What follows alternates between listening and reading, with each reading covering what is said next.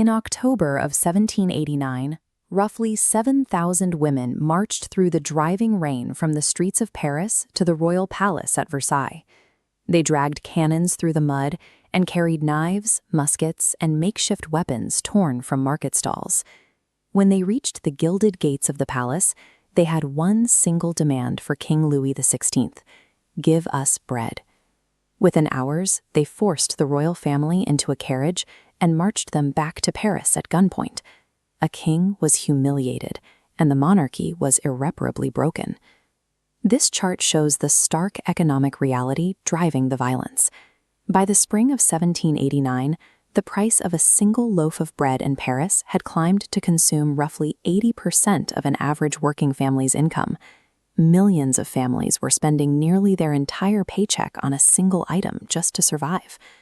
Bread operates as an unspoken social contract between the ruler and the ruled.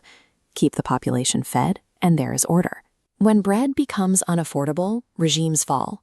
If we trace this back 14,400 years to the Jordan River Valley, we find the Natufian people, a group of semi-nomadic hunter-gatherers.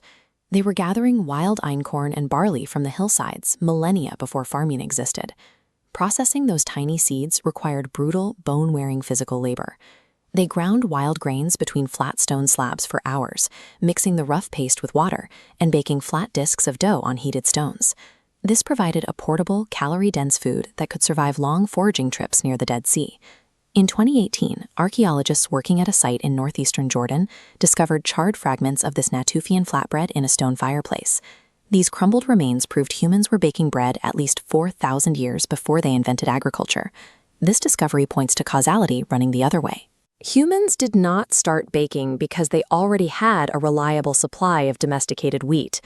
The desire to secure a steady, organized supply of these flat cakes is highly likely what drove humans to start cultivating fields. Communities settled down because they needed to bake. The deliberate cultivation of grain required protection, organization, and a permanent society, making bread the architectural foundation of human civilization. Thousands of years later, ancient Egypt took this dense survival food and refined it. Wild yeast floating in the warm air along the Nile landed on batches of wet dough, causing the mixture to ferment and rise, which yielded softer, lighter loaves. The Egyptian state recognized the utility of this leavened bread and integrated it entirely into their economy. They weaponized it to function as a literal currency, utilizing it to fund enormous feats of organized labor. The construction of the pyramids ran precisely on this system. Massive state-run bakeries, built just south of the Sphinx, operated continuously, producing tens of thousands of loaves every single day to supply the workforce. Archaeological records from the workers' village at Giza outline the exact wages for the laborers. Each worker received a guaranteed daily ration of 10 loaves of bread and a measure of beer. Egypt proved that a ruling class can organize immense physical labor and build massive monuments, but that power is entirely conditional.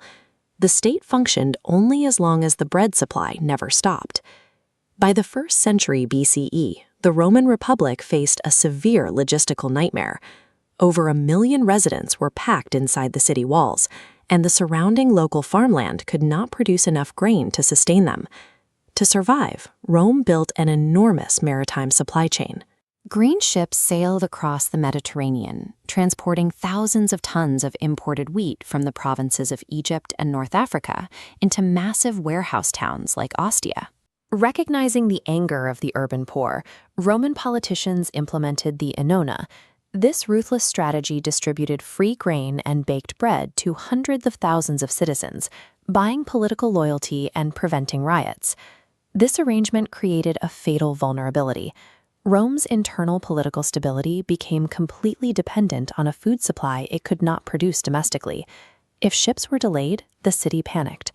The system finally broke when the Vandals conquered Carthage in the 430s CE, permanently severing Rome's critical grain supply line from North Africa.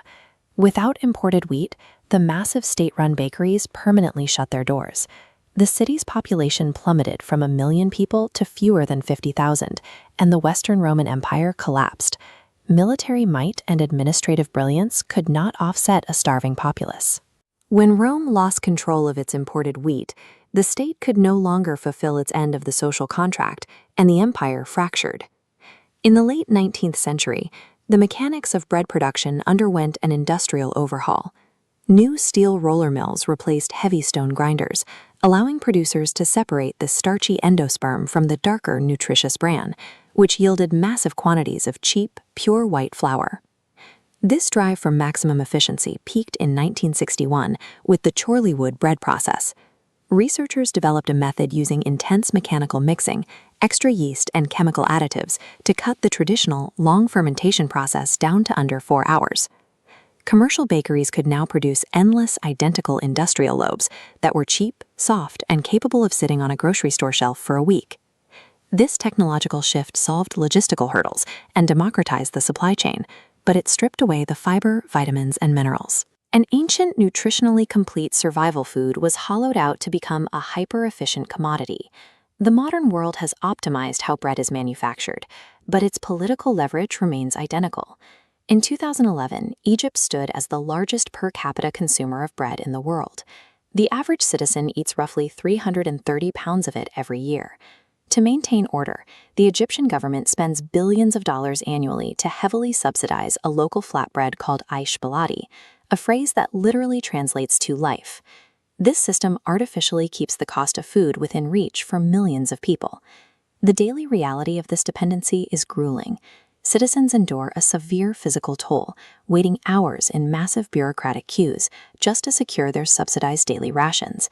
The volatility of the system is historically documented. In 1977, when President Anwar Sadat attempted to cut these exact bread subsidies, it triggered riots so severe that he was forced to reverse the decision within 48 hours. In 2011, a global spike in wheat prices severely stressed Egypt's subsidy system. That economic strain added unbearable pressure to existing political grievances, acting as the underlying catalyst for the massive protests that filled Tahrir Square and forced the resignation of the government.